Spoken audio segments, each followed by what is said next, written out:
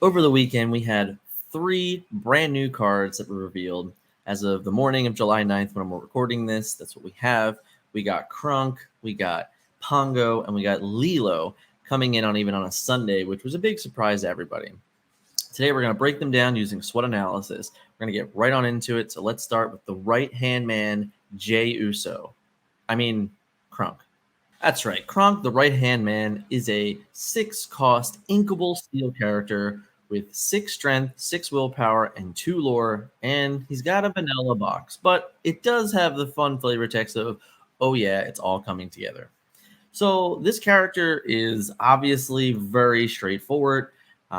He's a beat stick. He's a big beefy boy, similar to what Maui is. I do wonder if it's potential that we may even get like a 7-cost 7/7 vanilla for steel as well, just to like have the biggest beaters ever to fall out. It might be interesting. We'll have to see. So Kronk's strengths is good stats for a 6-drop. 2 lore makes him an actual threat. His weaknesses are expensive, competes with powerful options in the color or in the same ink, just like Tinkerbell. The opportunity is if meta continues to be dominated by Tinkerbell's AoE or the Tinkerbell effect, having a late game hard to deal with option at her cost may be a viable option.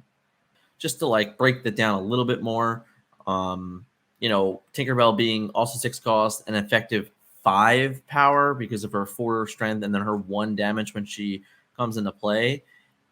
A card like Kronk survives all those things and also eats her alive. So he KOs her or banishes her within her own combat. So just so we understand the opportunity there for this particular character on curve in a particular metagame. The threats are Dragonfire, Let It Go, basically can similar value to from Cerebros for 1 less. Yes, Cerebros is a 5/6 for 5.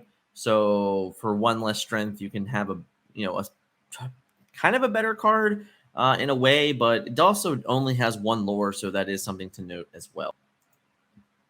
All in all, Kronk is probably a little bit better than I would say most are giving him credit for, particularly in a metagame where if aggro is very difficult to play and like maintain pressure throughout a game because of the added bonus of all the things that Tinkerbell does, well then cards like this are going to see a lot of play. Cards like Maui are going to be really impressive, to be honest, because the whole strategy that Tinkerbell is giving you with Tinkerbell and whatever the follow-up is for Tink, whether it's late game with Ruby cards or kind of more of a mid-rangey game with Amethyst cards, well, none of those cards are going to trade well into cards like Kronk and cards like Maui. So if you have this big over-the-top, powerful cards, then their trades aren't going to go as favorable, and you're going to be able to out brute force them.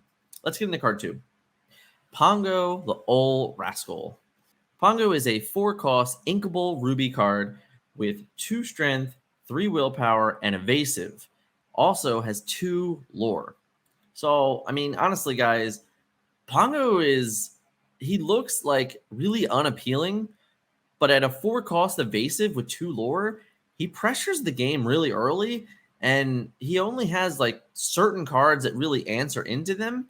And one of them would be like in the mirror match where you have to like sacrifice a Peter Pan, which, don't get me wrong, it's a fine trade for whoever has the Peter Pan, but they also have to have Peter Pan or they have to have Smash, because all of these rush characters that are kind of dominating the metagame right now with Rafiki and Zeus, he gets completely around those cards. And even Tinkerbell doesn't have a great way to get to him unless you're kind of offering up other cards that don't have evasive, which you very likely just wouldn't do in most cases. So we'll see. Let's break them down. The strengths of Pongo are he's evasive mid-range option, 2 lore makes him a true threat, and he's a solid third option for a seemingly powerful deck. His weaknesses, combat stats are weak, 3 willpower, 2 strength. The opportunity here is paired with Emerald for an all-evasive strategy. Goofy, Tigger, Peter Pan, Genie for evasive threats, up and down the curve, making it a good meta option against rush characters from Amethyst, and hard for Tinkerbell to handle with her second ability.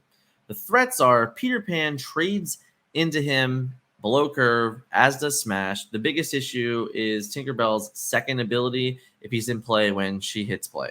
So, as we're talking about it, obviously there's going to be points in the game where he is threatened by a combination of cards. However, currently, like I said, unless you're playing Tinkerbell, unless you're playing the Emerald for evasives like Peter Pan, unless you have particularly Smash, those are the three single target ways that might work. But even Tinkerbell may not. If all you have is a land of evasive characters, Tinkerbell has no way to utilizing her second ability. And because of that, cards like Peter Pan, cards like Pongo, as even we continue to go up the curve with Tigger and Goofy and Genie and things like that, Tinkerbell kind of just gets hosed by that lineup because she has no way to utilize her extra stuff, and her 2 lore is being matched by your 4 cost and then your 5 cost and then your 6 cost. So like you're just really running up the curve of ways to outlore your opponent in this evasive strategy. All in all, I really like Pongo. I actually played a bunch of Pongo this weekend in a green, a Ruby Emerald evasive deck that was a bit on the Meta Monday video from yesterday. So if you want to see it, you can find it in the deck list in that video. But let's move forward. Let's talk about our third character. So our third character is Lilo. Lilo is a 1-cost uninkable amber card with 1 strength, 1 willpower, and 2 lore. So Lilo's cute. Our 3 cards today are Lilo, Pongo, and the wonderful right-hand man Kronk. Let me know in the comments which of these is your favorite card, because honestly, none of these cards seem meta-breaking, but they all seem like they definitely have a role for different types of deck depending on the meta game. So let's break down Lilo now. Lilo is a low-cost 2 lore, similar to Maleficent biding her time. Her weakness is she has 1 willpower, 1 strength, and 0 in challenges. She is uninkable as well. So there's actually a fair amount of weakness and not too much strength. The opportunity, of course, is synergy with Stitch Rockstar and Surfer Stitch as well. Great in the early aggressive, aggression if you can maintain the pressure, which I think is going to be the key point to a lot of this in a meta that's filled with Tinkerbell. May be really hard for that opportunity to stay true. The threats are Tinkerbell Giant Fairy, Fire the Cannons, Rafiki, Zeus, and of course, anything at all that does any type of damage whatsoever. In other words, this just trades so unfavorably with everything in the game. However, she definitely gets extra points for being extra cute and adorable. I would totally instantly fall for this little girl if she was in the streets. I'd be like, oh my God, look how cute she is. I just want to pick her up and squeeze her. Neither here nor there. If we really consider what Lilo can do for the game and what it can do for the Amber strategy, it does add another threat like Maleficent, like Lilo. So basically, it adds to the overall, opportunity in the game where for the Amethyst and Amber strategies, you'll have this ability to where like you're gonna pick up. Now right now, we're talking about 8 uninkables in your deck, but you do have 8 opportunities in your 60 card deck to draw an early aggressive card and get the most out of them lore wise. Because if your opponent misses a beat and you have a Lilo or you have a Maleficent early on in strategy, then you're going to be able to just like compound 2 lore, 2 lore, 2 lore. So getting that 6 lore early might be really impressive. Explicitly, if you can get Lilo plus a Maleficent or 2 Lilos or 2 Maleficents, whatever you can. Having 8 of those cards in your deck now to apply pressure early is a big deal, as long as you can find a way to accurately close out a game after your, explosive Stitch turn and things like that. But giving it even more opportunity to do it definitely makes a deck like that potentially more successful. Having a card like Zimba to back these cards up to protect them a little bit definitely helps.